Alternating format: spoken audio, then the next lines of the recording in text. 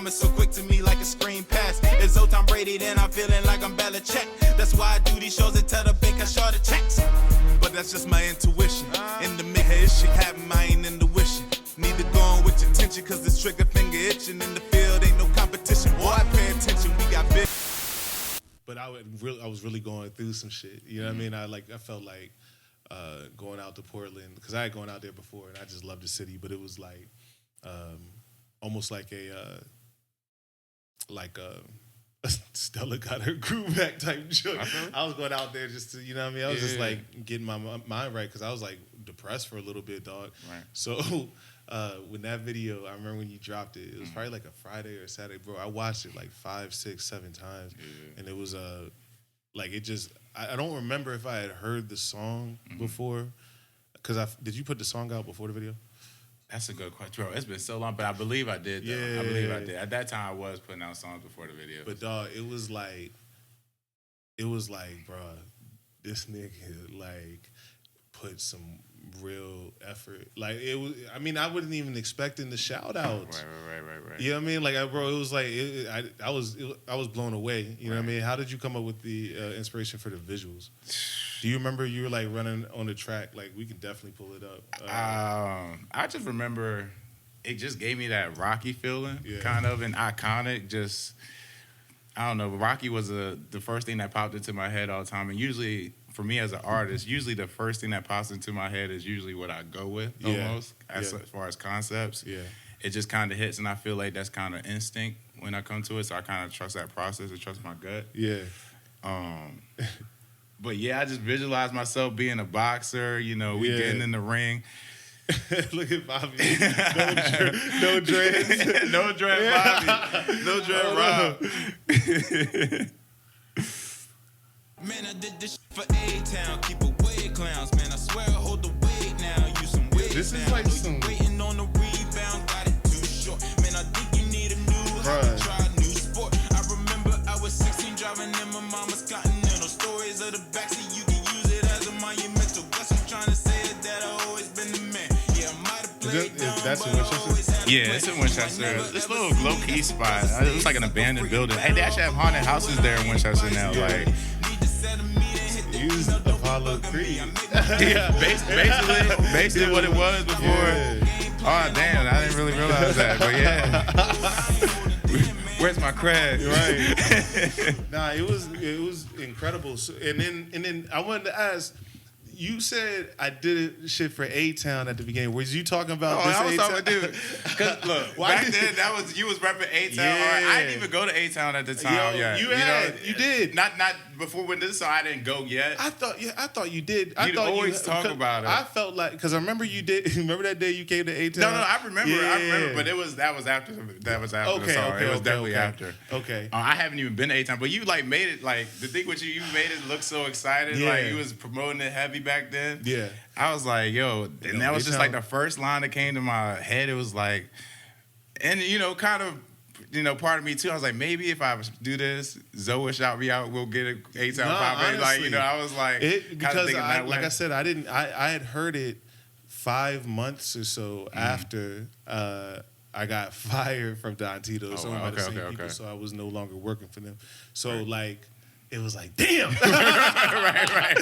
right. Yo, because bro, that shit really could have set some shit off. I always appreciated it. I never asked you about the A-Town joint. Yeah. And then, I couldn't even imagine at the end, shout out to Zoe. I was like,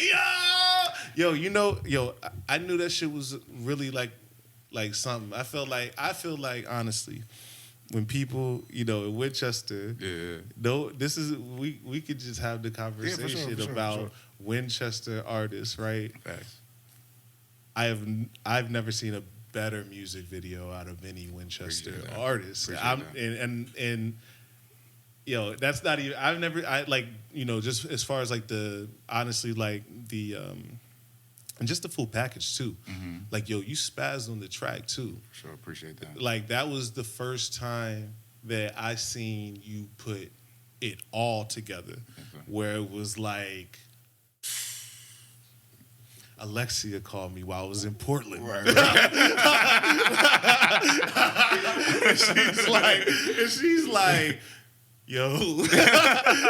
And you know, like the Lexus, yo, Bobby got one. I was like, yeah, he does. You know what I mean? So I just felt like, you know, that's whenever people used to like, even like, I always felt like, and you can correct me or you can give your own opinion on it. Like Winchester's like, there are a lot of creatives out there, but there is still like a mentality, like a small town mentality as far as how you go about putting that, giving the music to the world.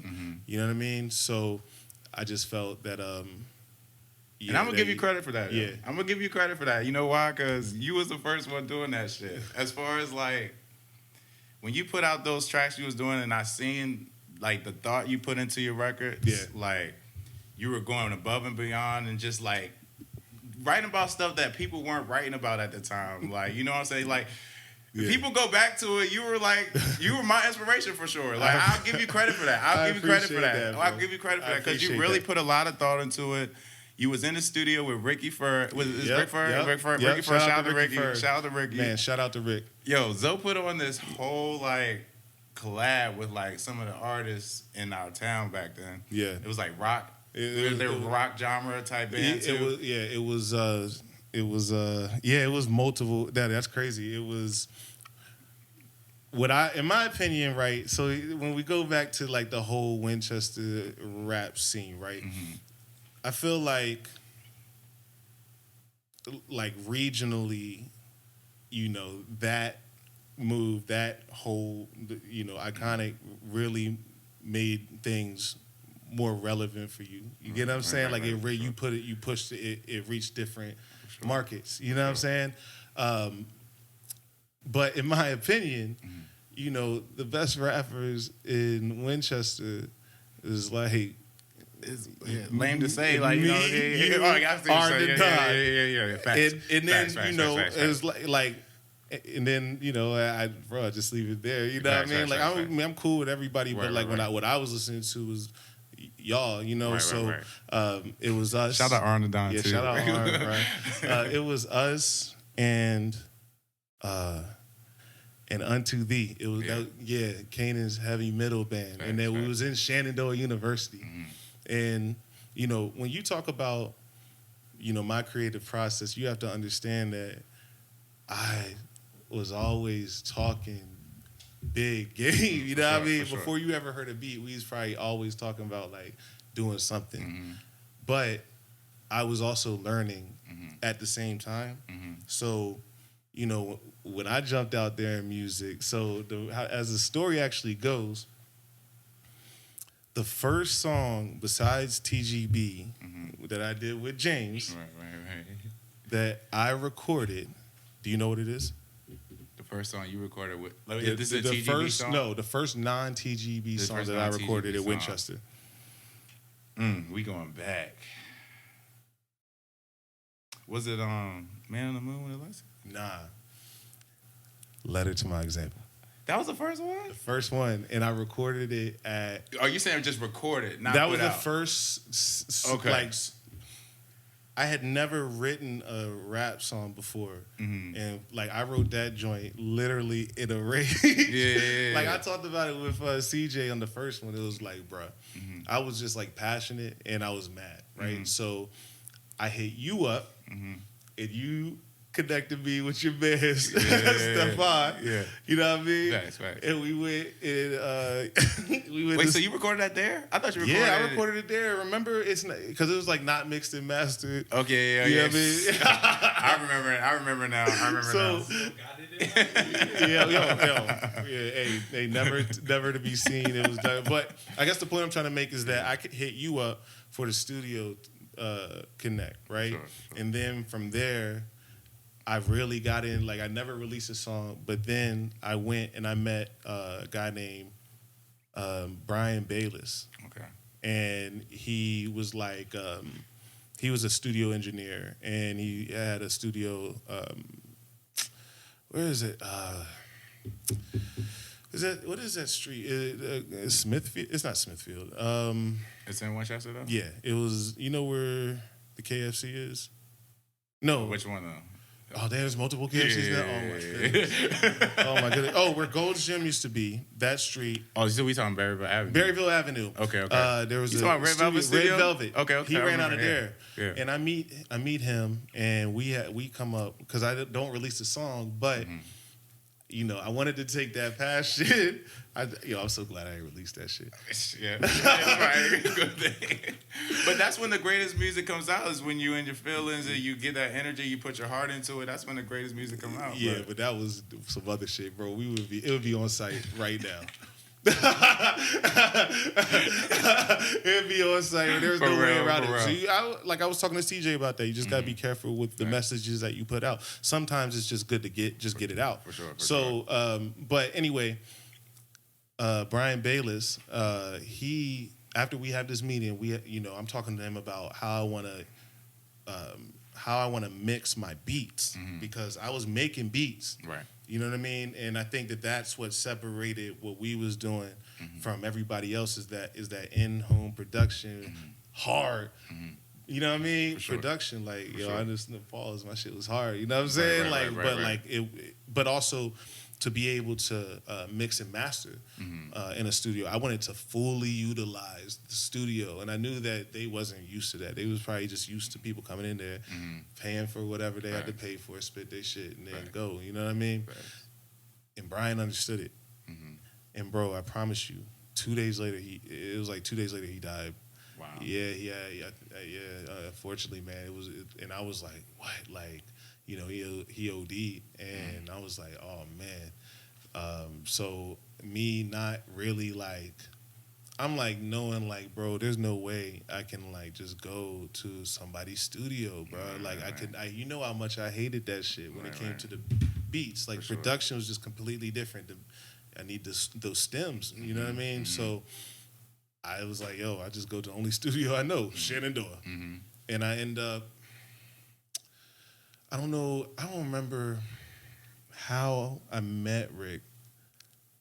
Maybe it was through Alexia. Okay. You know what I mean? But yeah, bro, that's like a multi-million-dollar studio, and my ass is in there with somebody like trained professional and Ricky, and I'm trying to like have him understand just the nuances of the music. You get what I'm saying? And I felt like it was like a great learning experience for everybody. Plus, like, bro, I didn't know what the fuck I was doing in there. If I'm being 100% honest. Hey, you played the part though, because you could have fooled me. You know what I'm saying? Like, you really telling them what you wanted done and shit like that. Yeah. And like, I could just tell you were hearing. It was almost like some Kanye type shit. Like the way you was just little pieces where I'm just like, you know, I'm sitting here learning, but at the same time back then I didn't get it at first, and I'm like, I didn't really appreciate it till I started doing my own shit. Like, and then like hearing, I'm like, yo.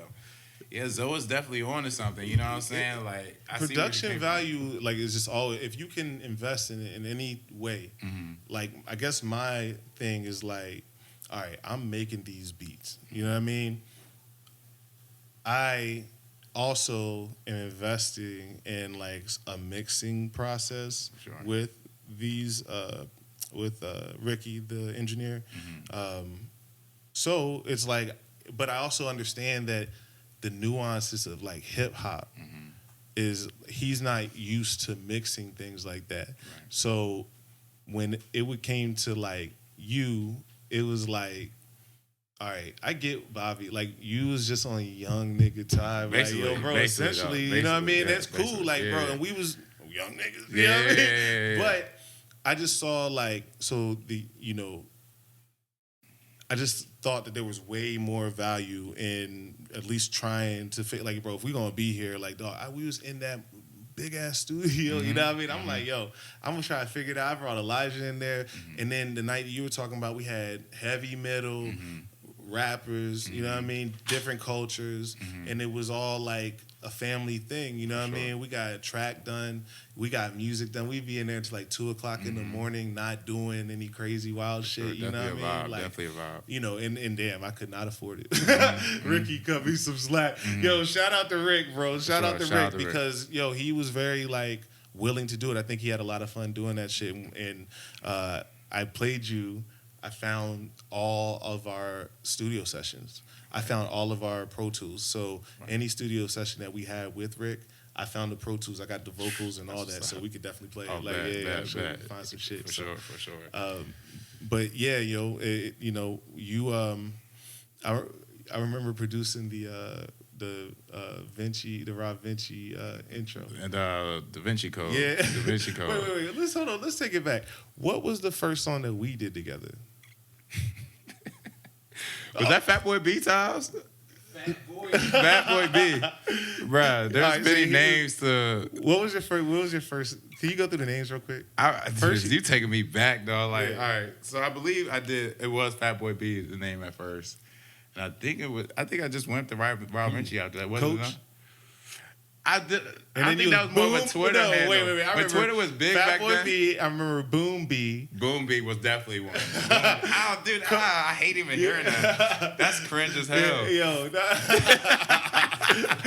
Cringe as Boom B. Yo. What was I thinking? Hey, look, it is what it is. We all go through it. I mean, look, but you Fat Boy B. Yo, I think the song was "Cruel Summer."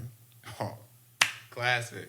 Cruel Summer. Classic. Yeah, you had wanted me to sample the one joint. I forget the. Cruel Summer by Banana Rama, Yeah. right? I sampled that joint. Sound like a fucking Miami Vice type joint. Then I did poetry on it. I was thinking I was Wale or some shit. Dude, Wale was a big influence for you and for me too, man, 100%, for sure. 100%, especially around that time. Facts. We was at the club. Remember we went? I'll never forget, dog. Oh, You want to tell the story? Yo. So we went to Club Love. it was Love. Damn. Club We Love. went to Love for Wale's 28. Was it Wale or Trey Songz? Yo, no, it was Wale's birthday, but Trey Songz was there. Maybe it might have been both their niggas' birthday. Okay. But everybody was there, man. Right. Yo, so we went, oh man, damn, we went with Quadell. Tyler. We went with Tyler, and it was me and you.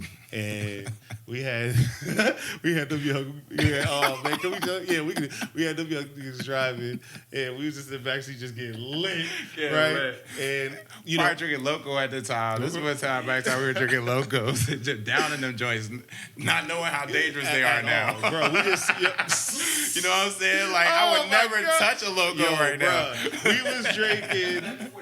We was drinking OG Locos and OG Locos all the way down, blasting Rick Ross. I remember, I think I'm Big Meech. Right. Larry BMF Hoover. times, Yeah, though. bro, Oh, I remember. great times, we was man. getting, Great times. bro. So we get there. I was meeting a young lady, and we get there and she's in line already. Mm-hmm. And we go in, and it's just like, I think like just, through Wale, I had connections to Wale. Right. And just Twitter. I was like, yo, we are going, bruh. Get in that joint. And this is back to when Twitter was just like, you could literally hit up celebrities and they'll hit you back. You know what this I'm is saying? when Twitter was fucking Twitter, Facts. You know what I mean? The kids don't know about this Twitter, bruh. They don't. I wish I could get more into this Twitter. You know what I mean? Right. It's not the same. It's not the same. But anyway, so, bro, we're amongst everybody, right? And we go in there and instantly separate from Tyler and Quadell. It's like we left them like little brothers. It's real life is real little brother. It really is little brother. Just leave them.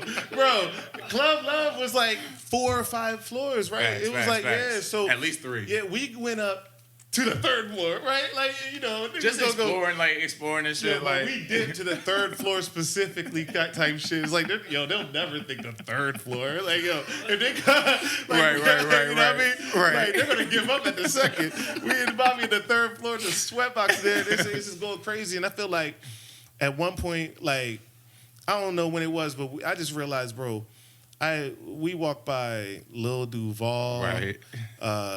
Kevin Durant. Russell Rudy Westbrook, Gay was there. Russell Westbrook, James Harden, like some heavy, like it was just crazy. It was like it was just right here, and like, we just vibing with them, just like dapping niggas up. Yeah, like they don't give a fuck who we are. We know who they are. Yeah. Like yo, but it was just cool. Like, that's what I think. That's like. Y'all know he's at 6'3", so like, you know, I never thought about that. I ain't think about it like that. But my swag wasn't on no NBA I was about to say, shit. we did not have no NBA swag. We was on heavy Winchester time. We were on Winchester time, bro. I might have had a fucking vest and a bow tie or something. And thought we was killing the game too. Yo, thought we was yo, bro. But I mean, bro, we was doing a little bit of something because we was, and then I remember the most poignant part about that night to me is that Wale I never seen, like, he didn't come. We end up in the middle of a Trey Songz concert because that's what he said. It was like, what the fuck? Trey Songz is on stage and starts performing. You know what I mean? And we just out here getting, and then we meeting all types of, you know what I mean? Doing what we supposed to be doing. And then I never forget, I look up and God rest his soul, Bo. Bo was actually Wale's cousin. He's also a professional boxer. But Wale, they were they were close. And but me and Bo was already cool on Twitter. You know what I mean? Like I knew Bo through Twitter. Right. For sure, so he looks down and sees me. He's like, "Yo," and then no lie, they were separated at the VIP. That was their table or whatever. Yeah. Yo, the realest shit I ever seen in the club, dog. And then I go on and have a career in the club. The realest shit I ever seen in the club was Bo. Like, he was telling us to come up to VIP. And I'm like, I'm with my boy. He's like, hey, it don't matter. Come on, man. And then we trying to get up there, and the security's like, nah, this is Club Love. You know what I mean? Like, bro, this is like, these niggas ain't playing around. Like, no, nigga, we not even going to. Yo, this dude, Bo, was telling them, like, let them in, it's cool. He said, nah, it's still the Bo. Bo was like, and I know Bo can knock a nigga out too, you know what I mean? But Bo was like, goes like that to the nigga, goes around his boys, tells us to come back through the to the other way, rips off his fucking wristband and gives it to us.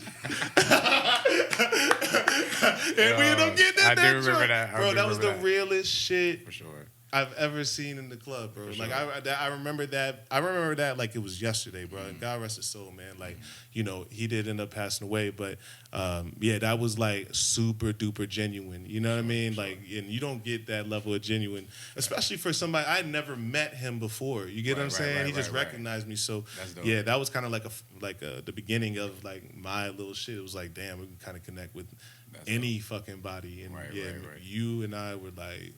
In rare form. I don't remember leaving. I really don't. I do. We were. Like, I remember like waking up like periodically, and them young niggas was just talking about nothing, and then I was going back to sleep. I remember the first 30 minutes of that drive on the way back home. We sitting there bragging and shit. Like, well, not really bragging. We just hype as fuck because we just ran into all these celebrities. Yeah. And my brothers were still stepping down and doing good amongst them. Bro, we was doing all right amongst them. Bro, we had a lot to hold our head on. I mean, we was going back home. But back then, we had a lot to hold our head on. You know what I mean? So we were feeling good. You know what we do. They're like pissed that we didn't even bring them up. Like, dude, they missed everything. They were blown. Bro, they missed all their sports heroes, bro. They literally, they were so bad on the way back, They would, that might have clouded their judgment a little bit. You know what I mean? But that was a great time, man. But to get back to the music, bro. So where do you? First off, are you still recording music? How is it these days, dude? Let me start the layout right now.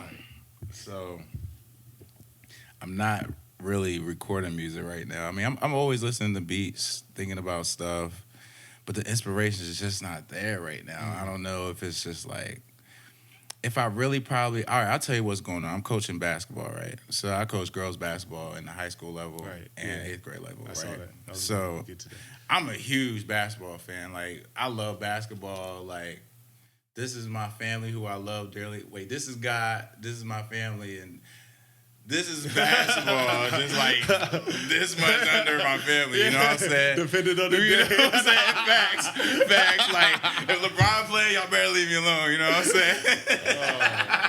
Oh, man, where's my vibe? But We're not. You know what? Yo, keep on. We'll go to that later. We'll go to that later. But so I'm on this basketball kick right now. You know what I'm saying? So it's like basketball's always been a passion and my first love, like since I was a baby. So it's just like coaching and doing all that right now because it really doesn't even stop for me. So I coach high school, then it goes to the AAU season, then middle school ball, right? So it's like all year type of thing. I noticed like there was with the music, you know, I was like super because just continuing creativity at all, you know, especially in the region because it's like, you know, there's still a lot of talent, but it's like it has to, you know, break, know, and that only takes just being just staying creative and myself. It's like at some point, you know, I stopped making music essentially once I started like kind of like falling in love with the service industry of all things. You get what I'm saying? I was I love doing this, and then like, you know, so I just kind of chased that. So the passion went another way because the time went another way. You get what I'm saying? Oh yeah, so, I definitely get it. You know, it's same thing. Same thing. So I feel like I saw where, you know, your music. You stop. I mean, not saying you stop because I feel like you will like at some point. I'm always gonna love music. You know what I'm saying? I think you'll even eventually. Like it happens in spurts. Usually with me anyway. Like the last EP I put out, the Heartbreak Kid. Like that joint. I was basically on the same vibe. You know, I was getting into basketball. You know what I'm saying? But I'm basically like it's just one of those things that just hit. Yeah. And I like had some beats I was holding on to, and then you know it's crazy. The first joint in that is Risk Your Take. And I'm listening to the beat, and you know, I forgot something happened, but I took a loss somehow. And I took an L. Like I did something. I lost some money or did something. You know what I'm saying? Yeah. And my wife just says, you know, that's just the risk you take, babe. Yeah. You know what I'm saying? And that's playing as the beat to the song. Yeah. And it's the first line of the song. And after that, it just goes. You know what I'm saying? That's what I guess that's what I was hitting at. You brought up a good point because on Iconic, you must have heard that beat and just started going crazy. Oh, like you probably wrote. How long did it take you to write that song? Like how 2 long? Days probably, okay. But it was like a quick 2 days. You know what I'm saying? Usually when I write music, I'm taking like breaks. You know, it takes maybe a week or two. I'll do a verse, then come back to it. You know what I'm saying? But this joint. Like you said, you could probably hear it in the verse. You can hear it in how you deliver. Line after line. You're just like, coming. You know what I'm saying? Yeah, no, and you. So I always knew that about you. If you heard the sound, it moved you. You get what I'm saying? Right. That's why it always was natural with us. You know what I mean? Because you would be like, yo, I want this sample, and I'd be like, all right, let me see what you're working with, and then.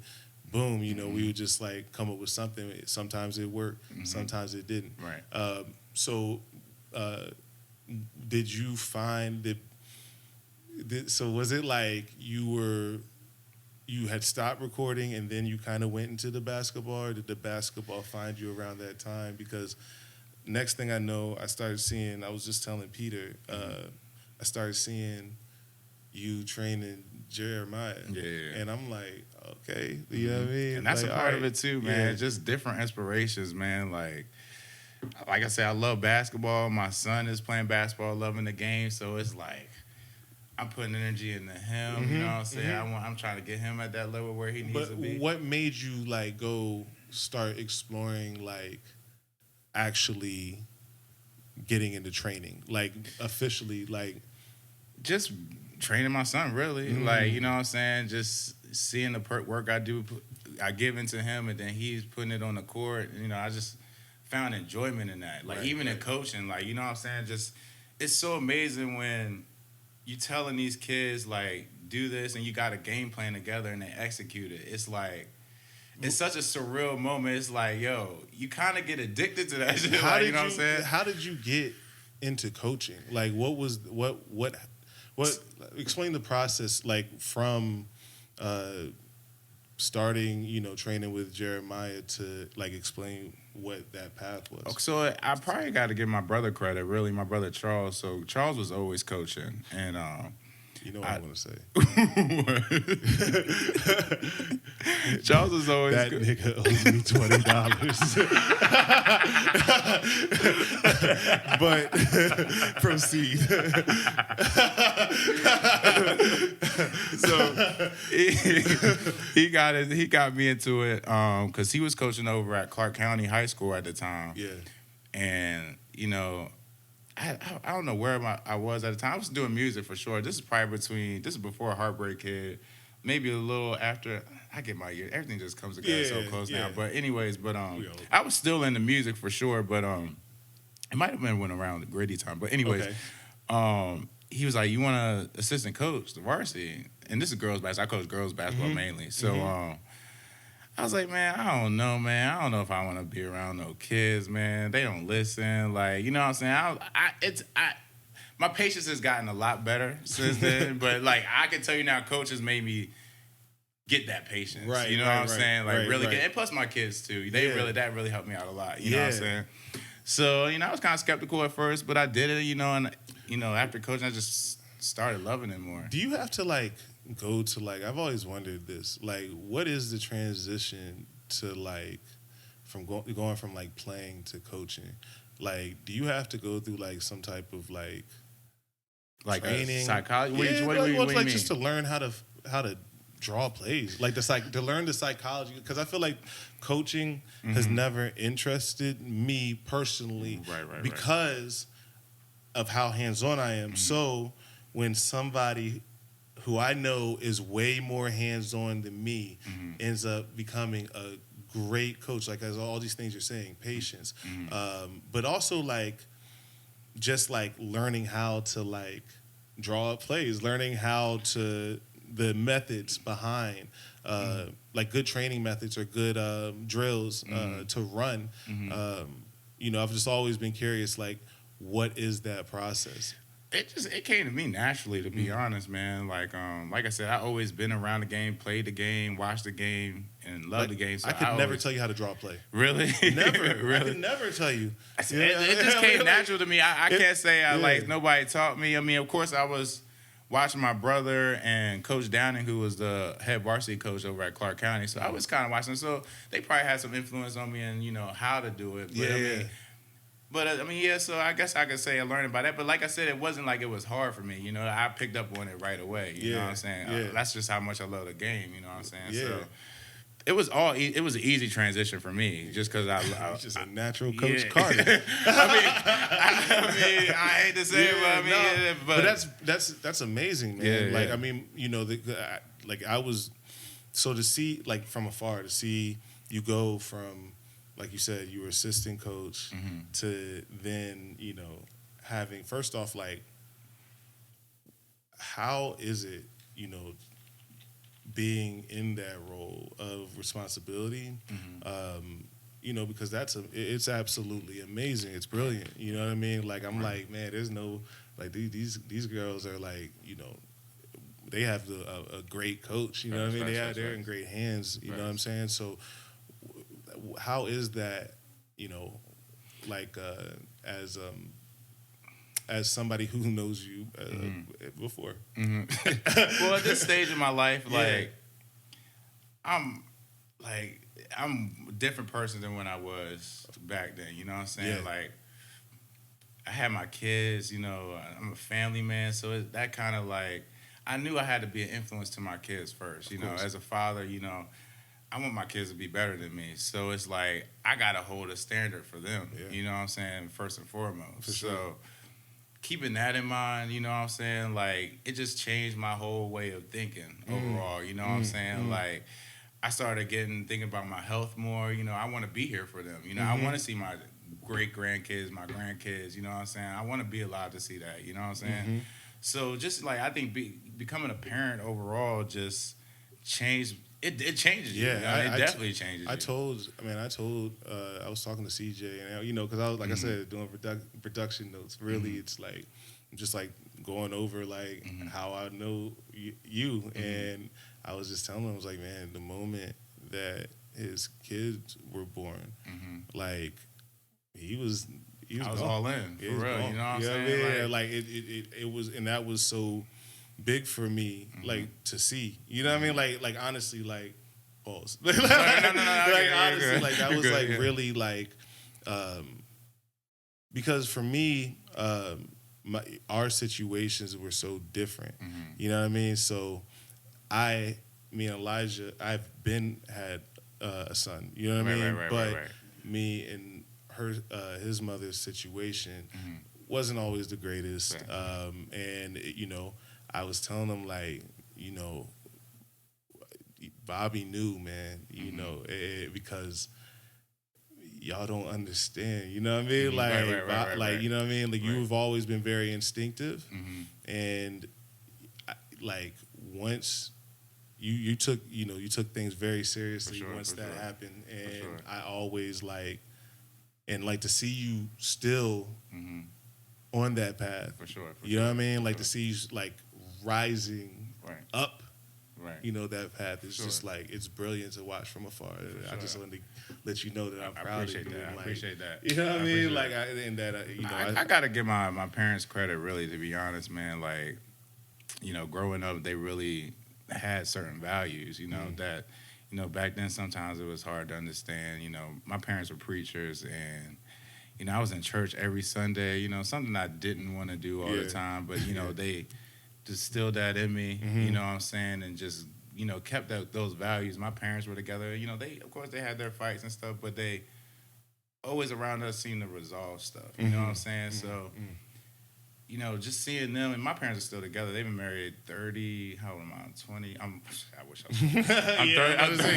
I'm 34, so they've been married 35 years, right? So, like, man, I wish I could drop a bomb. You know what I'm saying? Like, to see that, you know, and I respect my dad. Like, I put my dad over anybody as far as my influences, you know what I'm saying? Yeah, shout out to Pops. My dad, to the great Reverend. Facts. And just to tell his story real quick, like, my father was in Baltimore, came up as a foster child. You know what I'm saying? Like, for him to overcome that, have 5 kids with my mom. Yeah. Not knowing what a family looks like. You know what I'm saying? Like, and to do all that, raise us. Yeah. You know, I'm not saying he was perfect, but, you know, you could tell he tried his best. You know what I'm saying? And that proved to me a lot, like, as long as I'm trying my best, man, like, my kid's gonna be all right, and they're gonna learn at the end of the day. You know what I'm saying? And so it's like, that's like a lesson. There's so many, you know, it's really just trying your best, because it's never no right way. No right way, bro. And it took a while to realize, like, you know, my parents were young like me at the time. You know, they was married at 20. You know what I'm saying? Of course, they made mistakes, but like, as a kid, you think they know everything, but they really don't. You know what I'm saying? Like, you know, they figured it out just like everybody else. Right. You know what I'm saying? Right. So you can't really blame them. You know, I think that's part of growth and growing up and maturing that. You know what I'm saying? Like, your parents aren't perfect, and, you know, you become a father and a parent, and you realize that yourself, like, you're not perfect, but my boy's looking at me like I'm like a superhero. You know what I'm saying? That's what I was going to say. Like, I gave, you know, like, after so many years of being a parent, you just, like, if your parents gave that effort, I feel like you could just only give it up to them. Like, damn, like. For sure. Yo, I was a headache, man. For sure. You know what I mean? Like, for real. But because this little nigga and these little niggas are headaches. Yeah, exactly. So it's like, you know, I think that's amazing, man. And y'all were like, Family Matters. My family, it just seemed like that. Yeah, y'all was the Black Brady bunch, man. You know what I mean? Yeah, lovely family, man. Shout out to your family, bro. Like, that's amazing. So yeah, I definitely saw and noticed that change in you, and you know, so to get back to coaching, so today you are a 7th grade. Oh no, 8th grade coach. I go 8th grade. Our season just ended with that. 8th grade girls. I'm about to head to Central High School in Woodstock and coach I head coach JV girls and I assistant. Head coach of JV girls and I assistant varsity coach. Yeah, we just go ahead and yes, sir. Yes, sir. Shout out to Central. Let's get it this year. State title, baby. What is it like holding those, those positions? And I mean, like I said, I love basketball. And I mean, I'm always basketball first. Like I'll be telling these girls, like, yo. They be crying all the time about, silly stuff. Like, don't come to me with that. I'm a basketball coach. I'm not your therapist. I'm not your mom. Go to the right person for that. But, at the same time, I mean, it's something serious, I'll definitely talk to them, what I'm saying? But, like, strictly, I'm just basketball. I love the game, bro. You know what I'm saying? They can tell my passion because when their kids get a whiff of that passion and that energy, bro, they thrive off of it, dog. Yo, like, your team was fired up. I seen the play the other night, man. Bro, the video don't do it justice. So you actually, all right. So you took over the last job that you had. It was just that was your first. Which one? The 8th grade job. Yeah. Oh yeah. I did. This is my first year coaching that team. All right. Yeah. And you all actually, what was your record for? So we were 6-4, but we made it to the championship. Okay. Yeah, you know what I'm saying? So championship first year. Yeah, we made it to facts.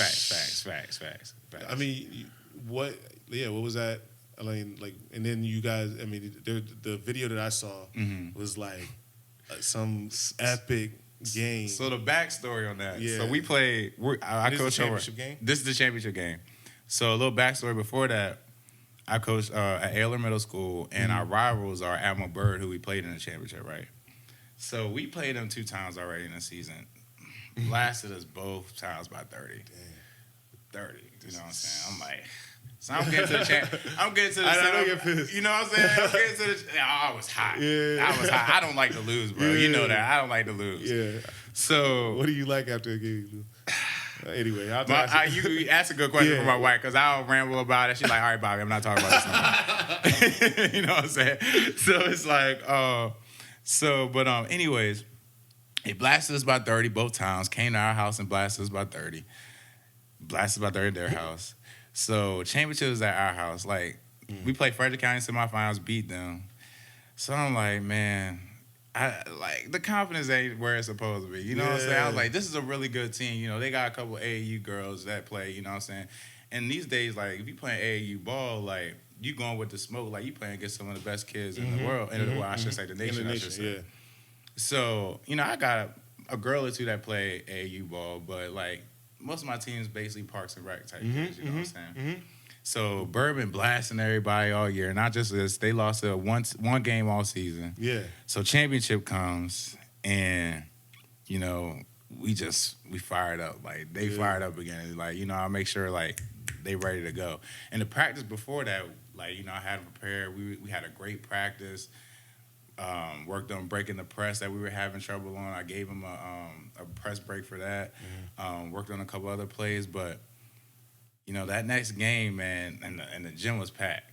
The gym was packed. Like, everybody was there. You know what I'm saying? The city was there. Yeah. And I even told them before the game because they was doing some stupid stuff like arguing with each other. You know how girls get, man. So your team? Yeah, my team. So this is like 2 hours before the game. I was like, yo.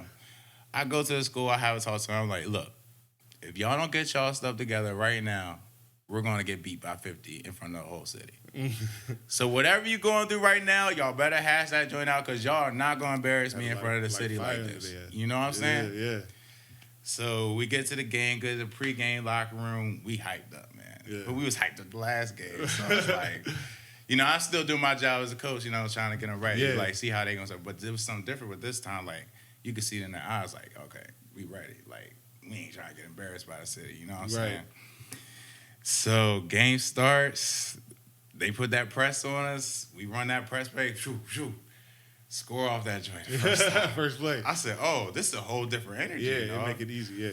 Oh, they just came with it, held on, bro. Yeah. Ended up losing the game by 2, but nobody came within 10 points other than one team within 10 points of beating that team. Yeah. We lost by 2. And we had our chances. It was just, we ain't never been in a situation before. Some late game turnovers. The place was going crazy. It was like an and one at the end of the game that you guys brought it to. That play specifically, and you'll see it on the Instagram. Yeah, we'll play it.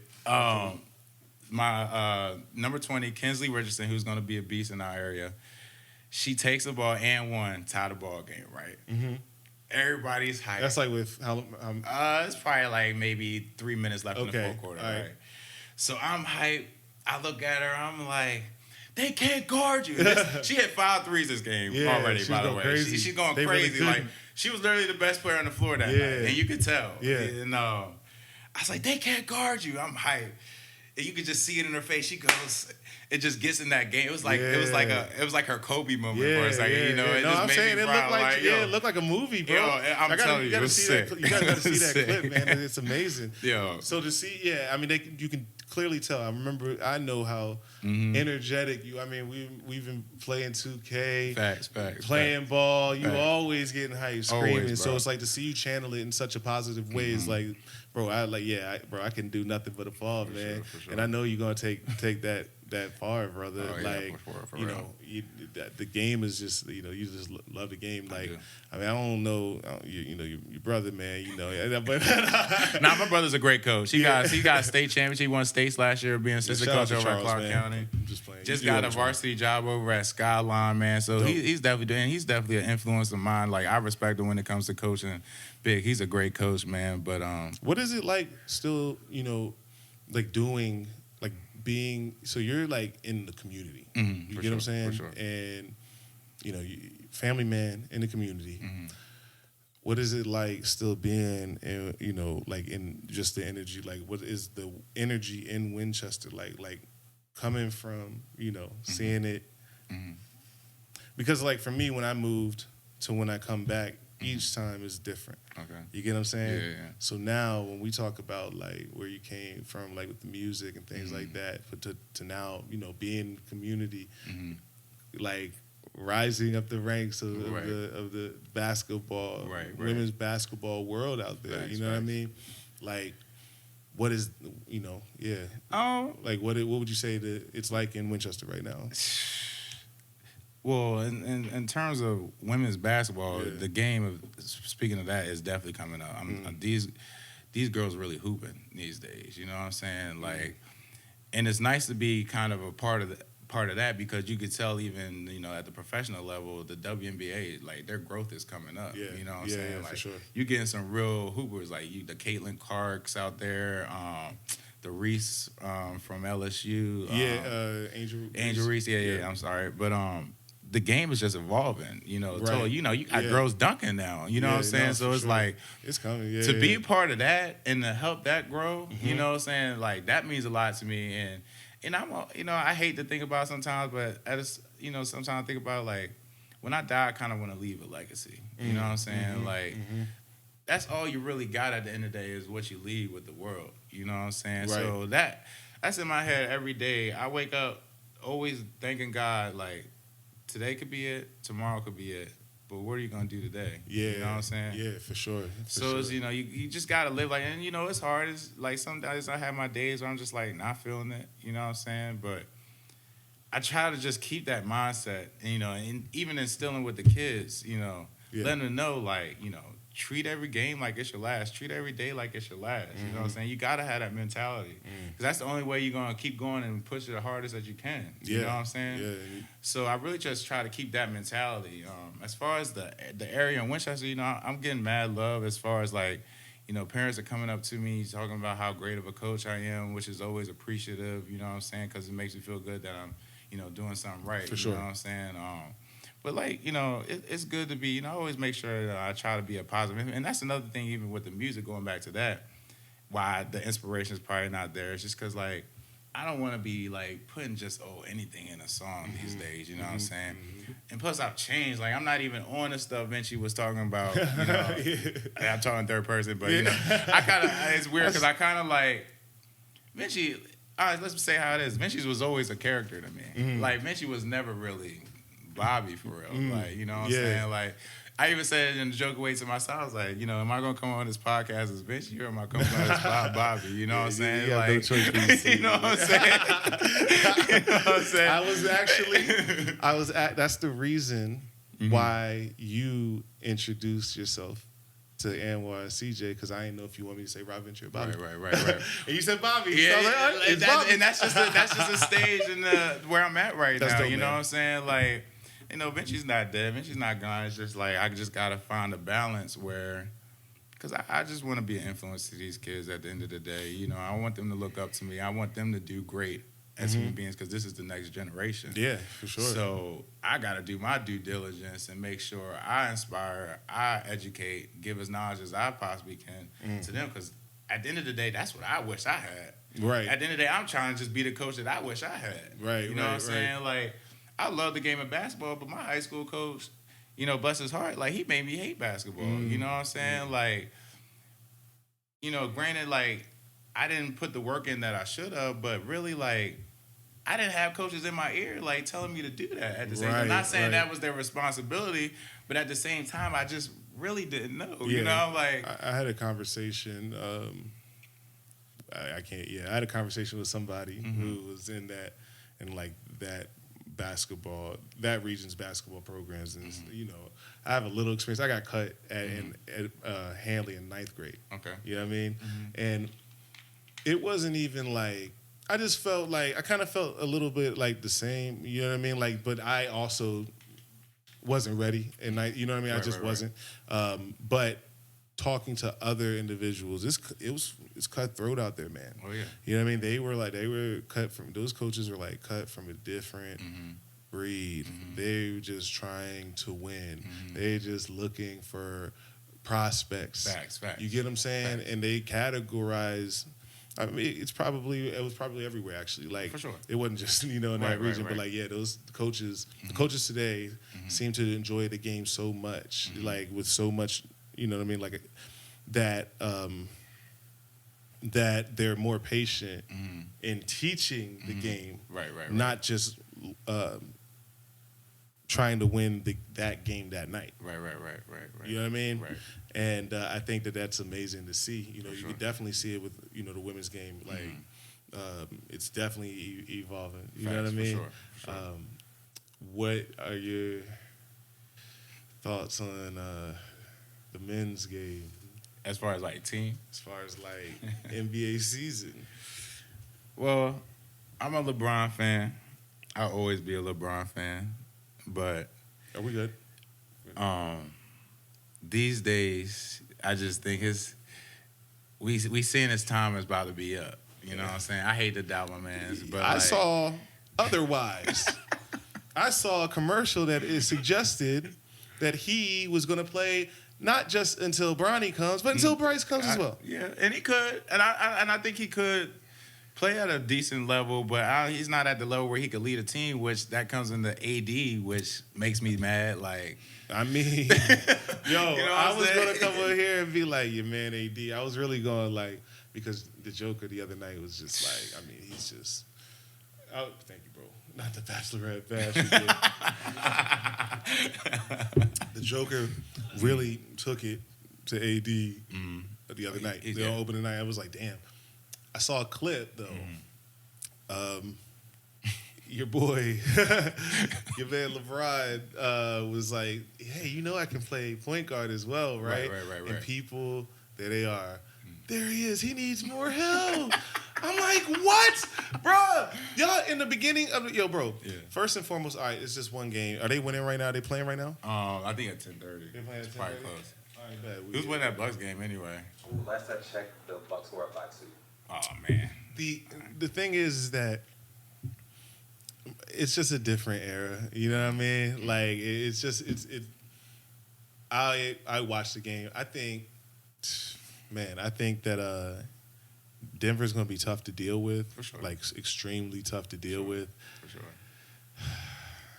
But another thing, go ahead. No, I was just going to say, like, I don't really get worried about that first game early in the season because it's really a new team too. I mean, we got a lot of new pieces. Man, but that's 5 straight. That's 5 straight. That's talking about that's game 5 openers? straight, and you know the Joker. You know he ain't touched a basketball the entire offseason. He had to touch a basketball. You cannot go. All beers. He said he did. He said he was lifting. He was like, at the time he said like basketball, bro. He said like maybe 1 month, maybe or something like that every 2 months. Bro, it's only 3 months. Dog, you know he.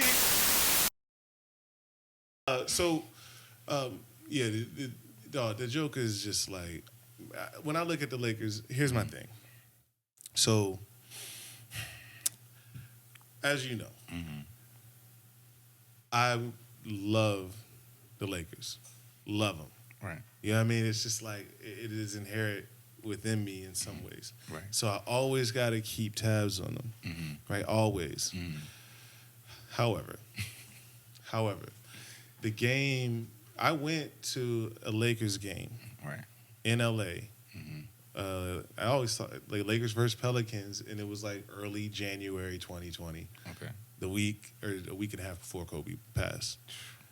And yeah, it's like that. That's another thing. But I just feel like, it was like that team ultimately ended up winning the championship. Right. But it just was very hard, like, I don't know, to really get into like supporting the team. Like, you know what I mean? Like a fan like I used to be. Like Right. I just didn't. The game is changing in so many ways. He's just a Kobe fan. Just a Kobe fan. Just come on, say it, though. You're a Kobe fan, man. Kobe first, Lakers second. Look, it was never the thing is this. Am I still on? Actually, I think I hit. I just want to make sure. The LeBron era is different than the Kobe era. I get it. So in the Kobe era, I feel like in any sport there are eras, right? There's clearly things that the LeBron era brings and has brought that, as a fan of the Kobe era, just it's not for me. You know what I mean? I look at professional sports like in the demographics that they look at us. You get what I'm saying? So it's like they try to capture certain demographics. It's like, some of the ways that the game has changed. It's like it's like, damn, bruh, I wish they played like that back when we were playing. You know what I mean? Right. Like, oh man, goodness gracious, we was just all over the place. I wish the game was like, you remember, I love shooting threes, shooting threes. Right. You know what I mean? Like, but the way just the way that Kobe didn't have a lot of excuses. Like, was never actually ever given a lot of excuses from anybody. So, truth be told, you know how big of a fan I was at one point. I'm always defending Kobe to anybody. You get what I'm saying? Sure. Whether it's like, but back then it was just like Allen Iverson's better, T-Mac's better, or like. Shit you really didn't take realistically. In his case, it's just like, fuck the Lakers. Yeah. Even though he's just trying to piss me off. Right. But it was never really like a whole bunch of love for Kobe. Yeah, but he was the main one of the you too, man. Yeah, I was. Both of y'all was the main protagonist in the Kobe hate. I don't ever think that I would ever forget what you and you did the night that the Lakers lost to the Celtics. Yo, I got called, bro. Yo, dog, and you on Twitter, bro, it was the worst. Y'all niggas, I love Kobe because nigga, what? I remember it like yesterday, like, and you do the same shit. So I guess what I'm saying is this: in today's age, Kobe, I feel like his legacy has been so on the court has been so badly represented since he's left that I can't watch it, bro. They rank him like the 11th or 15th greatest player, but they had been doing that. Right. So for me, it's like, all right, cool. Now LeBron is here, and the reason why there's like any contention isn't because I hate LeBron, it's because, bro, it was Kobe versus LeBron. You get what I'm saying? That's what it was. You get what I'm saying? So it's like, let's think about it on the other end. If Kobe come to the Heat or something, I don't know. If somebody like you might be like, oh yeah, that's great. But for anybody who would be like, I bet. Let's see. Yeah. Because if I'm the hater. You get what I'm saying? So it's like, all right, cool. I respect him as a player. I love his game. Yeah.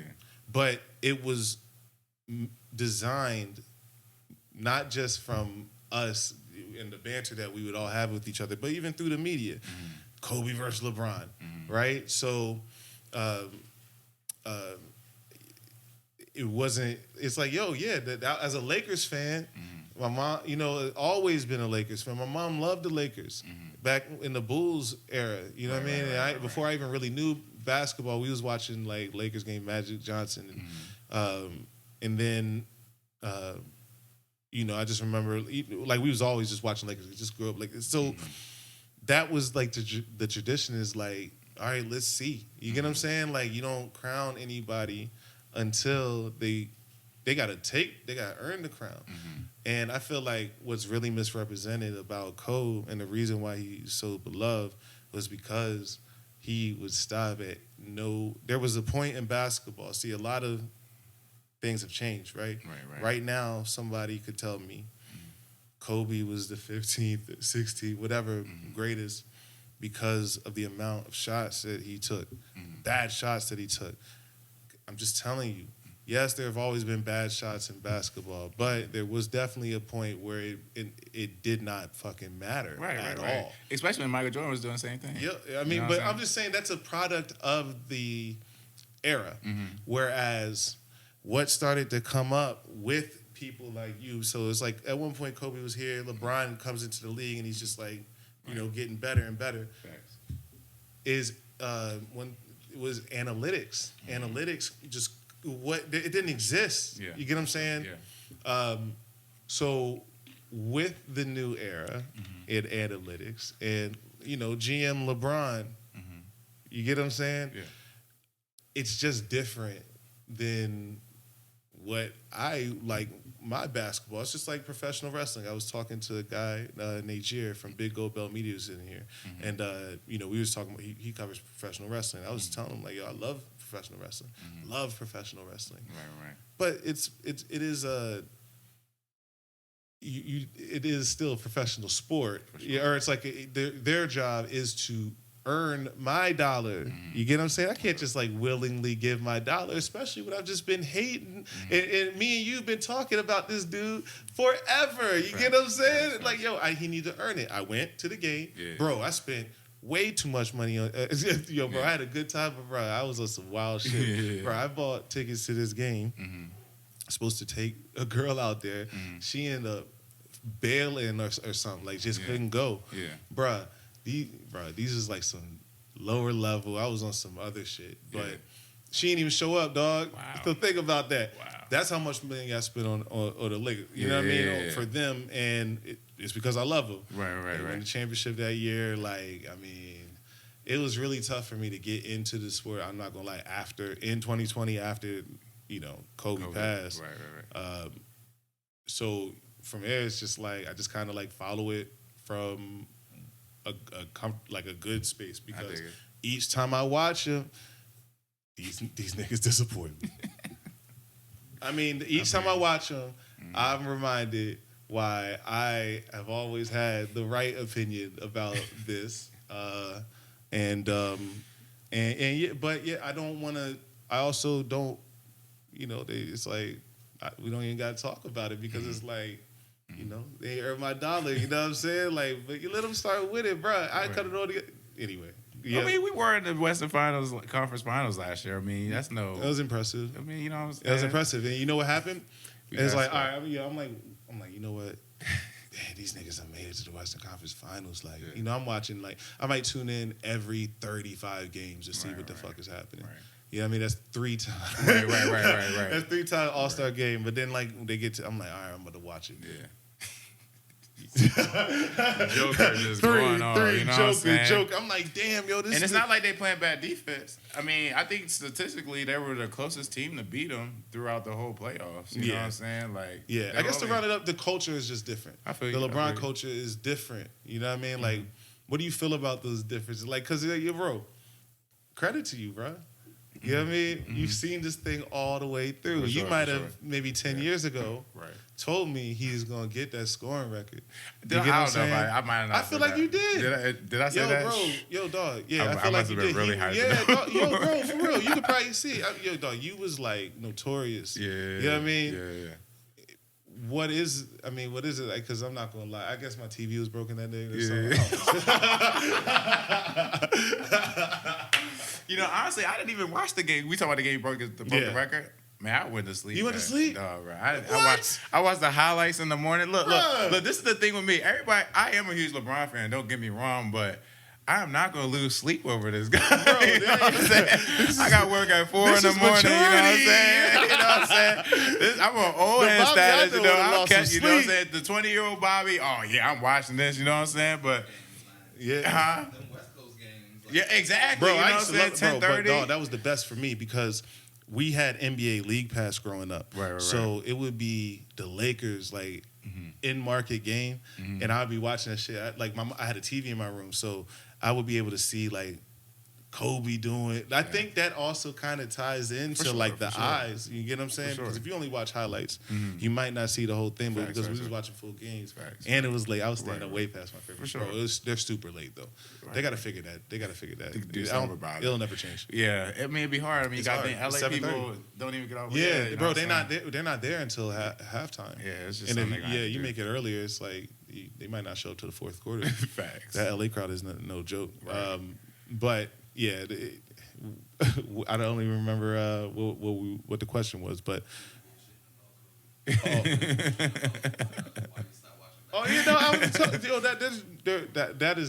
that is 100% my truth, and I'm speaking it. I feel you know what I mean? I feel it. But you didn't watch the game. That's what I'm stuck on. Yeah, I had to work the next morning. I'm like, come on, like. It's like, you know that. I mean, he had to get like 29 or something like that, right? It wasn't 100% that he was going to get it that night. Yeah. But I think he told his son he was going to get it. All his people were there. Everybody's there. They had the place taped off before warm-ups. I'm like, what? And that's another thing I like about LeBron, though, because he's so strategic and stuff in the way he does things. Yeah. Like, you know, he's like, all right, we're going to say. I'm pretty sure with his team, he like gets all the games. Records, he plans his time off, you know what I'm saying? Like, he's so strategic with everything he does. Like, I gotta respect him for it, and he executes. You know what I'm saying? No, I mean, I give him credit. I mean, for sure. Like, as far as LeBron is big business. You know what I mean? Like, as we watch, the Lakers are up 7-0 in the Suns. Nice. There's probably not been a better, besides Michael Jordan. I mean, business man, like business. Acclimate as a player. But the thing that's interesting about LeBron is like the team. You get what I'm saying? Yeah, for sure.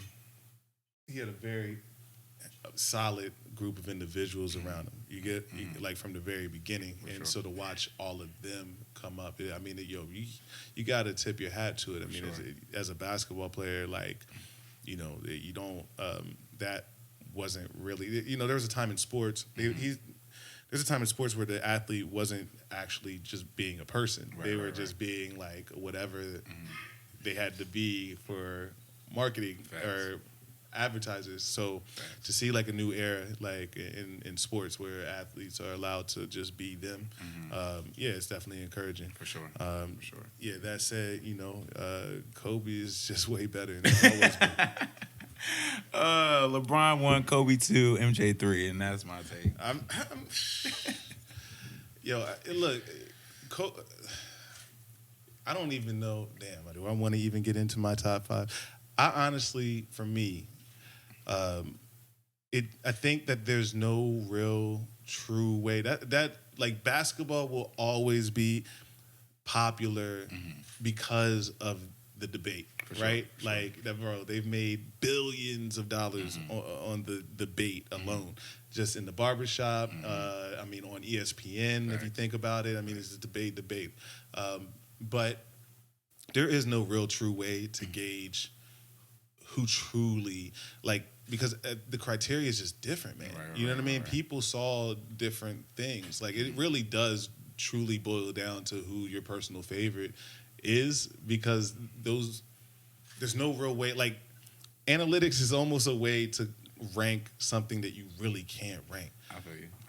I think that, like, if you were to ask me who the best player in today's game is, yo, dog, I might say Victor Wembanyama, man. Yeah. You know what I mean? Yeah, I might say, like, bro, like, dog, you know what I mean? Not now, he's going to be. Bro, no, I'm talking right now. Right now. Right. Man, yo, right now, bro. Right, dog, right. he might give up. Yo, bro, he's still a rookie. Right. But all I'm saying is that all things considered, like, dog, yeah, he might be the best right now, but you might have a, like, you are going to have, like, a different No, but I kind of agree with you there, because that's my reasoning with LeBron. Because, all right, you look at Wembanyama, he's 7'4". What'd you say? What was it? I butchered that joint. I butchered that joint. I had to get through it. Wembanyama. Okay, you look at call him Wemby. Everybody seems to get that. Thank you. Yeah, everybody seems to love that. You look at Wemby, and isn't it crazy when somebody has a last name that people don't like type it out? They just call it Pacquiao is Pac-Man. They just no way with the so much easier. Yeah. So much easier. So you look at Now you go. You look at Wemby, and as far as the basketball, we talking about basketball. Forget the stats. Forget the rings. Just what they do on the court and what they bring to the table. So Wemby, yeah, there we go. Wemby is 7'6". I think recorded 7'6". Dog. He moves like Paul George. Dog. You know what I'm saying? He shoots like it. Well, his shot's probably not as good as Kevin Durant right now, but he's got a smooth jumper that nobody can block. Dog, he's the best player of all time. No, I'm not going to argue with you. I just thought about it the other day. Bro, you remember Plies Magoo? That is him. It's that is 7 foot. I used to create.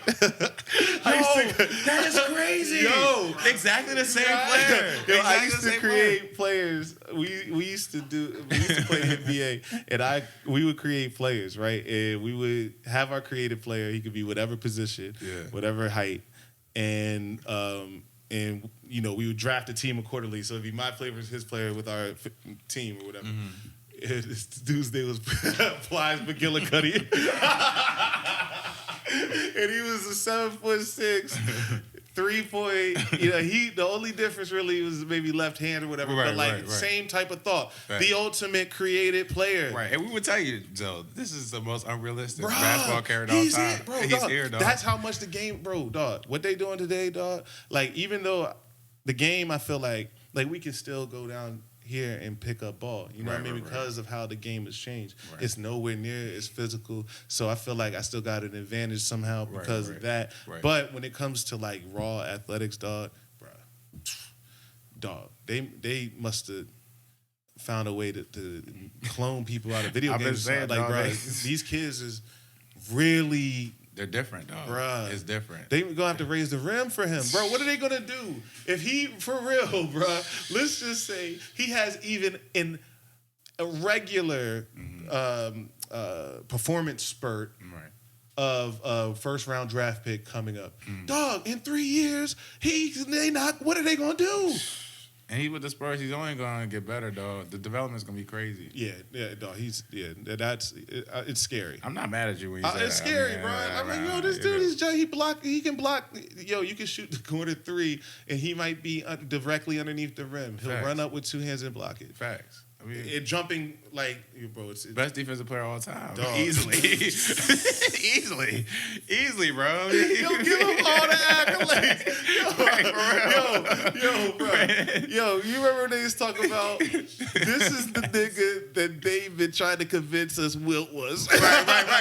And Wilt was only at 7'1". You know what I'm saying? Bro, but dog, he probably was doing that against the guys he was playing against. Yeah, I mean, bro, dog.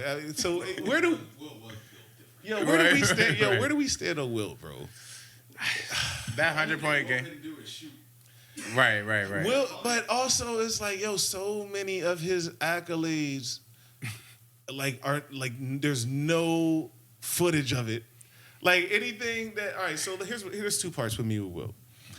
His numbers are so ridiculous that based on how technology advanced before we got here, it makes it kind of hard to believe. Bruh, he averaged 56 points a game, dog. Right. 56! Right. Against pros. Facts. Dog, I don't care if he's playing like, dog, what was their game plan? Yo, for real. 56 points a game. That's crazy. And then like his second worst season was best was 46 or something. Right. Bro, it's like crazy shit like that. 100 points. Still has never been done. You get what I'm saying? It's just, maybe for me, it's just a little, I don't know. Like, it's like, bro, it's one of those things where it's like, was man on the moon type thing. Yeah, like, I feel you. because it's like, damn. Bro, they said he could like grab coins off the backboard. Damn, like, come on, man. Where's the video, bro? Y'all ain't got no video. Dog, and in the video you just see, he's with the Lakers. Right. He's not doing none of that. By the time video. That's a good point. So you mean to tell me by the time video was recorded, he wasn't doing none of that? Right, that's a good point. You know what I mean? Like, I don't know. They didn't preserve his. Bro, there is. Right. Okay, so. Let's watch it. Let's just watch. You want to get in here, Pete? You got to watch. Let me see Will Chamberlain doing something ridiculous. Bro, I mean, but yo. I mean, honestly, I still haven't seen a 7-foot guy move like that. 56 points per season. I don't see 100 points a game, yo, but I 100 see. Points? I mean, yo, bro, realistically, even if they was just like, yo, a little good. Like, at some point, like, if you look at that box score, it's like he got 100. It was like 156 to 135 or something that. 156. Right. No 3-point line. That is crazy. Come on, bro. That is. He was super fast. I don't know. Yeah. Like almost 300 pounds Facts. at 4'3", 40 or Facts. No, he's definitely. I mean, I know I'm underrating Will for sure, but yo, I don't know. Like, damn, like his numbers are so astronomical that how can you not say that he wasn't the greatest? Like, that's another thing. His legacy ain't preserved all that well either. Right. Yo, when you look at those numbers, bro. I realize his numbers. You know how I realize his numbers? Playing 2K, man, with my player, man. I'm out here averaging big numbers, and I'm still not even close to Will. Facts. You get what I'm saying? I'm like, what? Right. How did he do that in the season? Like, bro, even if I give it to my guy, every single possession, that's very hard to do. So to be... We just haven't seen, I don't know, that level. Like, we've seen dominance before. Right. But that level. But you got to think how many 7-foot players were playing in the league back yeah, then, that's other true. than I mean, Russell, yo, you know what I'm saying? he wasn't even 7 foot. And they make it seem like whenever Russell, he did get 10 championships in the same time. Right. It seemed like he couldn't do nothing with Bill. Will Chamberlain couldn't do nothing with Bill Russell when it came down to the nitty gritty. Is how. But I think that's because Russell had just an overall better team than, you know what I'm saying? You can't do it alone. You definitely can't do it alone. But the eras are different. So it's like, bro, anybody who saw Wilt play or was alive in the era will definitely say that he's the best. But then anybody who was paying attention to the game slightly before Michael Jordan came into the league would say Julius Erving was the best. You know what I mean? Or before Magic Johnson, one of the two. You know what I mean? Like, then Magic Johnson, but people, like, to this day, from that era, just be like, Dr. J was the best player I've ever seen. Right. You know what I mean? So I just think, like, you know, it's kind of like insulting in a way, you know what I mean? Because everybody's just going to have their favorites, but to rank them, like, the media now ranks them. Like, that shit didn't even exist when we were even debating, you know? That existed. That's like, you know what I mean? Like, yo, if we wanted somebody to be the best, all we would have to do is have yearly rankings. Right. So, you know, they have yearly rankings of who is the best. And I remember, like, once those shit started coming out. So Kobe's the best all these years. And now you want to bring it out in 2012, you rats. You know what I mean? And he's, like, 9th. And I'm like, yo, that's bullshit. You get what I'm saying? I agree. So that's something that I feel like has taken over in a lot of ways. You know, it prevents...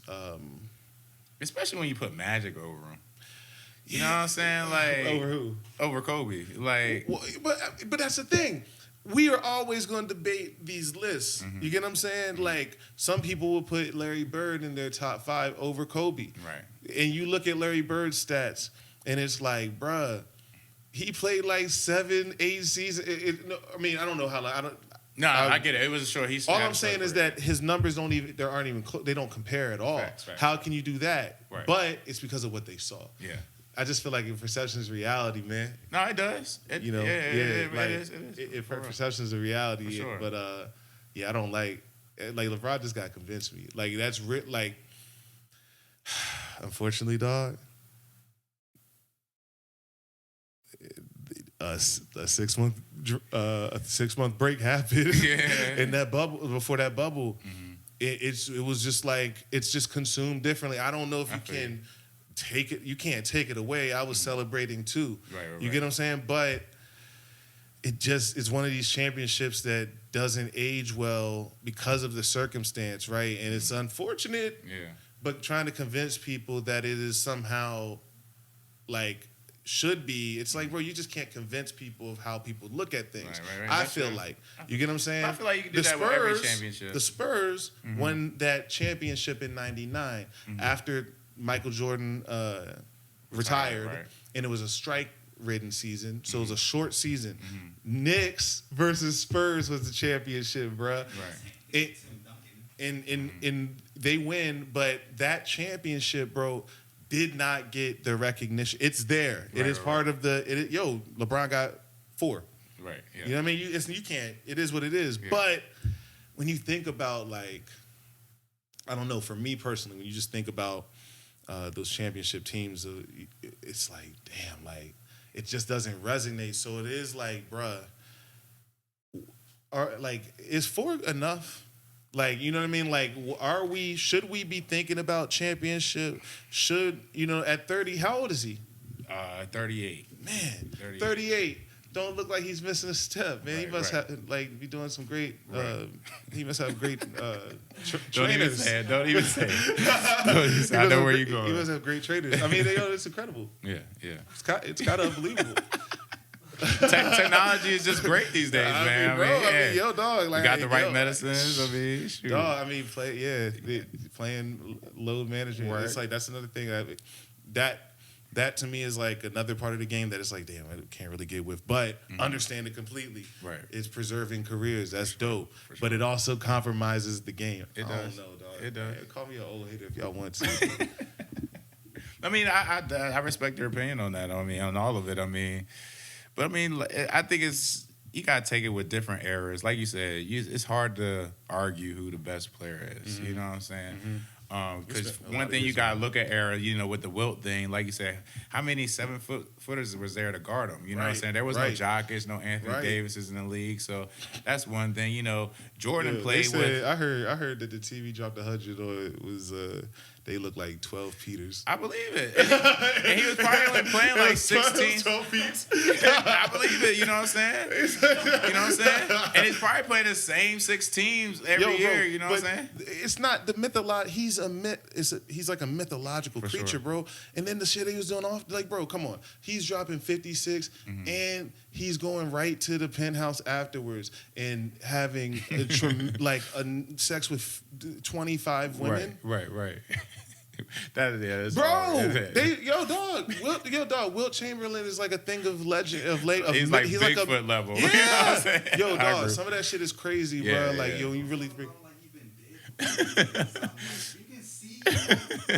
Yo, bro. I feel you. Bro. I'm just saying, like, dog. Come on, bro. Dog. 10. He said it's 10,000 women or something like that. Yeah. Come on, man. Like, and you dropping 56. The math on that is crazy. Come on, and you dropping 56. Yeah. Bro, you were just going to the court and going back home with your shorty, basically. That's like 3 times a day. Oh my, they were living wild, man. They were living. Doing the same thing except without the hose. Wait.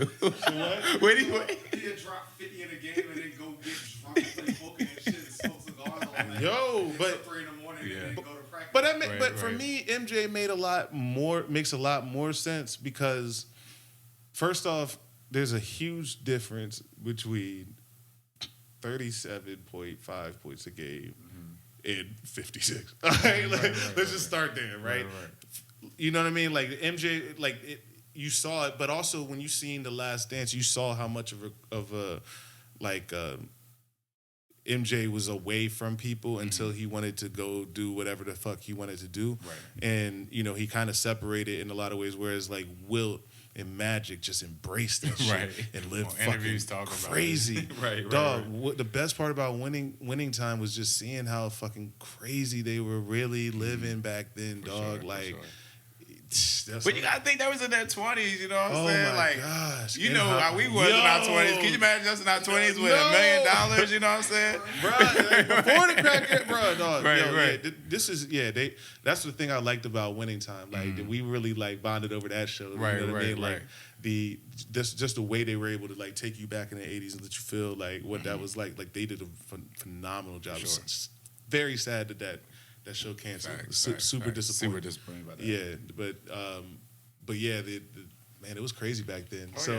People were just up against different things. Like MJ talked about when he walked into the Bulls locker room, it looked like a pool hall in there, man. Right. You know what I mean? Like, but that's another thing. Like the game has just changed so much. Like you can't. It's almost like disrespecting God in a way of saying like nobody's gonna be better than this person because first of all, we all evolve, we all learn new things. The training and medicine gets better. Yeah. So it'd be crazy to say this specific person is the best person of all time when we all get faster, get stronger, and things like that, get smarter. You know what I'm saying? As long as we keep evolving, there's always gonna be better players. You know what I'm saying? So why I feel like every time I cut on the TV, it's trying to make me think that your man the best player of all time, man. Yo, that's all I keep seeing. It's just marketing at the end of the day. I'm like, wait a minute, that's the same. You know. And it's the same with the Wilt thing. It's just marketing. The NBA just gonna push that stuff. You know, it makes them look better. Yeah. Wemby, you know what I'm saying? It's just the marketing of it, man. I mean, that's what keeps them going at the end of the day. There's no way they could ever say that one person's gonna be the best person. And there's probably stats out there that do actually say it, but they'll never say it. It's the only sport, really. I mean, there's not too many sports that rate the individual as hard as basketball. Sure. You know what I mean? Like, it's a good thing and it's a bad thing. Mm-hmm. It's a good thing because, you know, there's always going to be competition for who's that top dog. Mm-hmm. You know what I'm saying? And that can only be good for professional basketball players that high. You know, it's a bad thing because they figured out that if you just get certain stat lines, you get paid a certain amount of money. Mm-hmm. That's not a bad thing for the player. Mm-hmm. That is probably not the best, you know what I mean, metric of that's a good point. Players, of how a player can be effective. Mm-hmm. You know, I think that is like, that's part of one of the biggest things in the game. Like, players, I feel like, have learned how to get certain stat lines, which takes away from the competition of the game sometimes. For me, just as a casual observer. I feel for sure. You know, I get it, and you're right about that. You're definitely right about that. It definitely takes away from it, but I don't know. I kind of see it different because I don't really, why I say LeBron is the best is because of, without the stats, I see what he does on the court as far as, like, you can put him in point guard, shooting guard, small forward, power forward, center. He can play all 5 positions first off. He's 6'8", and I'm not saying now, let's talk about his Miami Heat days. He was built like a tight end in the NFL. So yeah, let's talk about the Miami Heat days. Yeah, because Kevin Durant gets a lot of flack for. Oh, it's way different, bro. It's way different. Why? How is it different? Okay, so first of all, LeBron. Because I feel like that's where this all this kind of started. For sure. You know what I mean? But go ahead. No. Yeah. I mean, it definitely all started right there. I mean, I could get why people are mad, but at the same time, I'm an independent thinker, and I'm all about people having their independence and making, by giving themselves self-power. So I loved it. You know what I'm saying? I mean, you get those people. Oh, he was with the different teams. I'm like, how does that make it worse? Like, wouldn't it be cool or better to say, oh, I went to this team, won a championship, I went to this team, won a championship, and I was finals MVP? Like, wouldn't that be, like, more, wouldn't it help the resume more? I guess it just depends on how you look at it. Like, at that time, that was, to me, like, it was like, I could just hear the what's the the Emperor's song, the Imperial March of Star Wars. Oh yeah. Dun, dun, dun, dun, dun, dun, dun. I'm like, oh man, it's over. Like, right.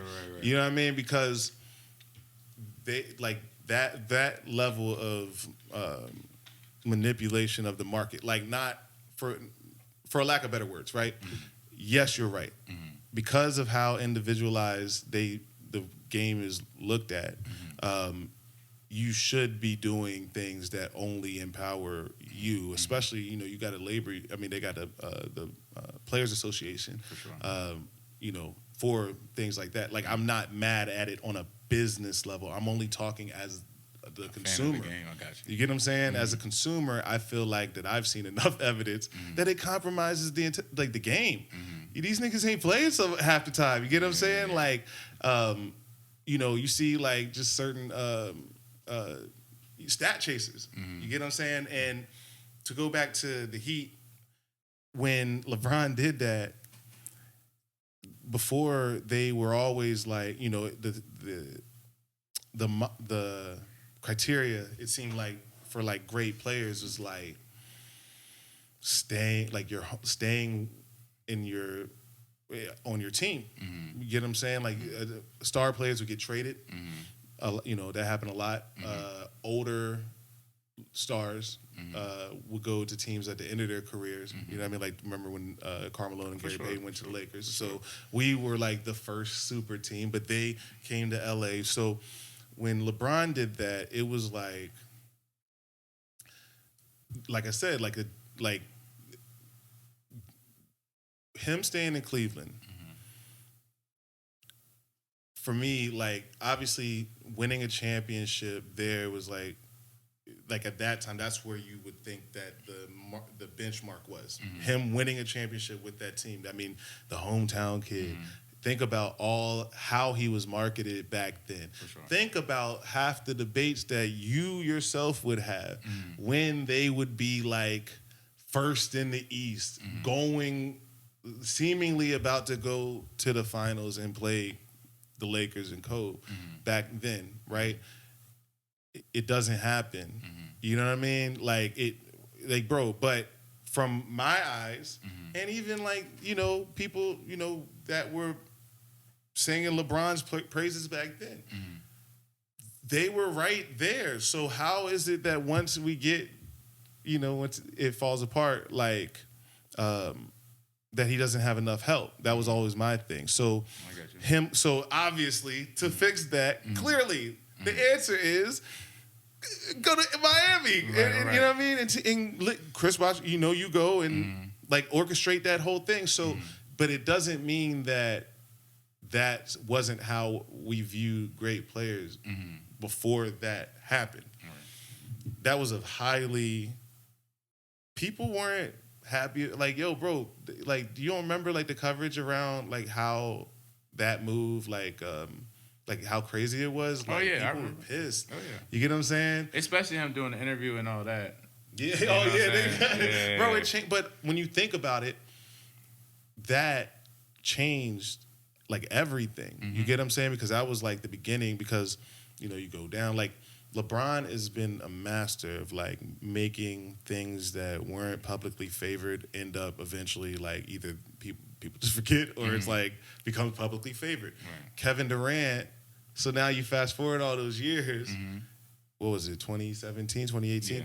KD loses. They lost to the Warriors in the playoffs. The Oklahoma City Thunder when KD. I think they lost him. And then the next year he goes there. And that's why it's different. Bro, I don't think it's different at all. It's the same thing. Think about, bro, how is it different? Like, if you really think about it, LeBron, the Heat are in the East. Sure, they weren't a contender, so to speak, but they was only one piece away. You get what I'm saying? They brought in Chris Bosh. You would happen to think that, okay, they'll be all right. Like, they should, Chris Bosh and Dwayne Wade should be all right.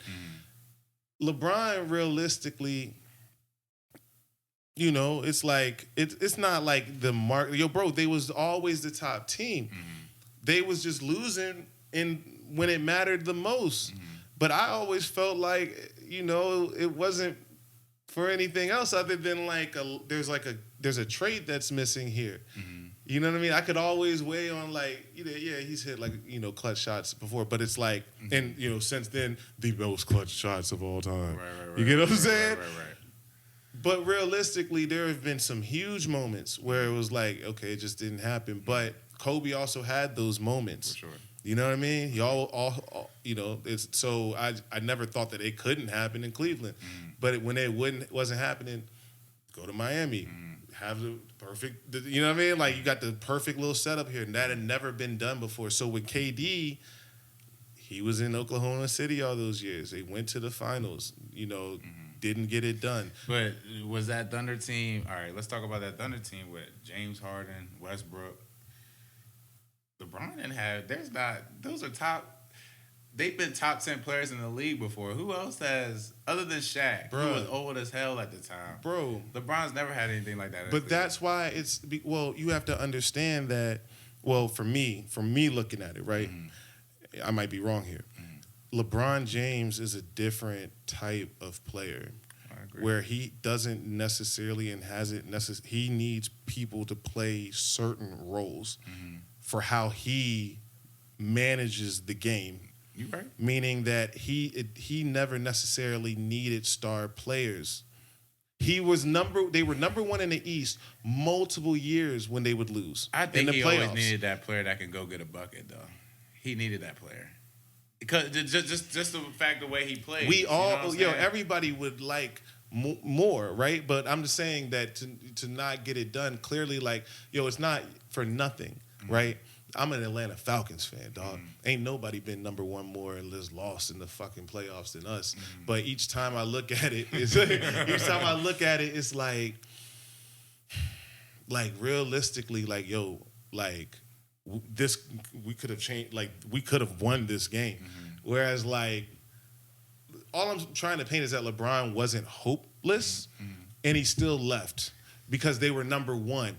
Realistic, if they was seventh, eighth, if they was, faltering, it makes a lot more sense, right? That argument, you can make that argument that it was somehow different, if that was the case. But the fact that they was, number one, it just showed that it just wasn't happening. Yeah. So when you look at KD, bro, what more could KD have done? He was MVP. He could have easily went to a team like the Celtics. Why would you? LeBron went to go play with. All right, let's talk about strategically as a hooper.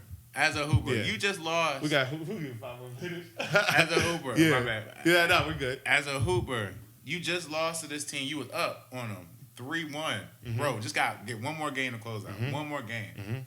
You let this team come back all the way from 3-1, beat you. They lose the championship, right? And you like, oh, all right, I'm gonna just go join them. Yeah, as a 73-9 team at that, the NBA record. You know what I'm saying? As a hooper, you're 100% right. Right. But the LeBron era, you have to think as a businessman. I agree. I mean, I'm not mad at that. It's a no-brainer. You have a chance to go play with a 73-9 team after you just lost to them in the playoffs, right? Right. And you'll always be judged on championships and this, that, and the third. And there's literally, LeBron did the exact same thing. The only difference is he did it first. Bro, I promise you, bro. No. LeBron organized a whole squad. They came together. Bro, he organizes the whole squad each time. Exactly, but KD just walked in there. Yeah. Trey Harrison, Harrison Barnes was his name? Yeah. He just played Harrison Barnes' role. I mean, he's just a better Harrison Barnes. I don't think that I can't be mad at it, though. Well, what are you supposed to do? I'm thinking as a coach, you can't double team. If you're going to double team KD, you're going to have Curry wide open for a 3. So you can't really do that. There's nothing, bro. I'll say you're right about all that. But what I'm saying is KD ended up being, because it was happening all three of them. You got to play that game with all three, right? Right. KD ended up busting ass more than the other two. You know what I mean? It's just, I get it. It's not like he wasn't the best damn player. You know what I mean? I get it. I get it. But that's a hard pill for me to swallow. I just don't. Because, KD was the best player regardless before he was on the. But so was LeBron. And I get it, but he just didn't want to be Allen Iverson or Charles. You know what I'm saying? But I feel that. Like, bro, I'm not mad at that. And he grew up in Cleveland at that. Like, he lived in Cleveland his whole life. He was his college years, bro. Like, I'm done. Miami. But that's what I'm saying. Like, if that move happened and we had to, you know what I mean? It happened. You know what I mean? I didn't appreciate the fact that 2 years later we figured out a trade for Chris Paul. That was really the nail in the coffin. I'm not gonna lie. That joint was really. Bobby was with me that day. Yo, you remember that day, bro? Were we at the gym? Yeah, dog, bruh, dog. We sitting there, and this is after. I feel like did the Heat win it the year before, or maybe the Mavericks? I just remember it being like a couple years, maybe a year or two before we was really like competitive again, right? And then it just, I see Mitch Kupchak just working, dog. I'm on ESPN just watching them work. They saying Chris Paul about to come. And it's like, the pieces that we got to give up, it's like, I think it was like Powell and Lamar, bro. But maybe I got that wrong. Maybe it was Andrew. If y'all would have kept Paul, maybe we kept Powell. I don't remember. I got to go back and look. We got to get that right. But whatever it was, I was like seeing, they saying this shit's about to happen, dog. Chris Paul, bro. And then it happens, and then it's like, dog. I remember like we was at Ryan's house, and that news came. I'm like, yeah, going crazy, dog. And then, you just couldn't tell me nothing like, bro, we about to be competitive. Right. Like, I think there was even a chance we was about to get Dwight Howard back when he was like, you know what I mean? Like, the Dwight that was the beast. Yeah.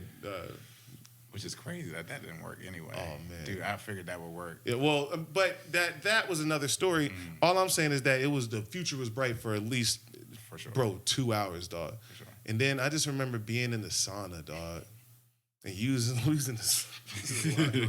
I was the wrong person to be with. Dude, and I'm like, bro, what? Right. Bro, I'm like, this is like the most wrong travesty. Like, dog, I'm like I could not believe it. And I'm with you. So I'm like, yo, dog, Bobby, don't say the wrong thing. Like, dog, you can't. Dog, it was how do you even justify that? That was, dog, that was like the worst. Reverse it, bro. That's when I knew. I said, "Oh, I don't control none of this." I said, "Dog, I can't get. Man, it's gonna be tough to give these motherfuckers our money, man." Right. Dog, they. So for what happened was Chris Paul gets traded to the Lakers. The Hornets at the time are owned by the league. Right. So Dan Gilbert, the Cleveland Cavaliers GM. Man, wait. Was it him? Somebody pulled the plug on it. It was somebody wrote the owner back then. I thought it was Dan Gilbert. Who was the Stern? Yes, that's what I'm saying. No, he pulled the plug, but it was because the GM, all of the owners had a meeting, and he wrote a letter that I think Dan Gilbert wrote a letter that says something like to the effect of like, are we just gonna let the league turn into like the Harlem Globetrotters, or the Generals versus the Globetrotters, essentially trying to make it seem like it was going to lopside the competition. Lopside the competition. I wish I could. I mean, if I was faster with my thumbs, I would definitely Google that. But it was something to that nature, right? So essentially, what he's saying is that the Lakers were going to be one up on what the movement what has eventually turned out to be. Which is crazy. Bro, they vetoed that shit, and it turned out to be pretty much the exact same type of thing anyway. You get what I'm saying? It was like, bro, dog, that was tough. Like, because there was no, Kobe was, and then we did get Dwight Howard. That didn't work. He was injured, Right. But Kobe really balled that year. But that was the year that he also tore his Achilles, dog. That's when I felt like he was number 2, 1 in the league that year, bro, to even get them to the playoffs because of how sorry that team was. Right. But yeah, it was just in Dwight. Yeah, Dwight has never been the same. You heard any Dwight Howard jokes lately? Too many, dog. Too many. Do we even want to go there? Wildin', bro. Wildin'. But hey, do him. Man, it's been really good catching up with you. For sure. We do have to wrap. It is like, just a time. Appreciate it. Man, like what is the future hold for? Hopefully, Bobby, Coach Hudnall. Coach Hudnall. So, when's this dropping? We will week. Okay, Yeah, cool. So we I have can a say lot now, to drop. the news should be out by the time this happens. So, or do you want to break some news here? Yeah. I mean, I partnered with Cannon Prep, an organization in Winchester and Martinsburg. I partnered with them to get my own AAU team. So I'll be coaching my own AAU team under them. So I'm pretty hyped about that. Congratulations, Just bro. made that deal. So shout out to Cannon Prep. We about to do our thing. We're going to get 14U girls. So I'm recruiting for that. So I'm really excited about that. Hopefully, the goal is to always get a varsity job position, whether it's coaching girls or boys. So always working towards that. I'm going to go as far as I can with this coaching, whether it'd be a dream to coach collegiate.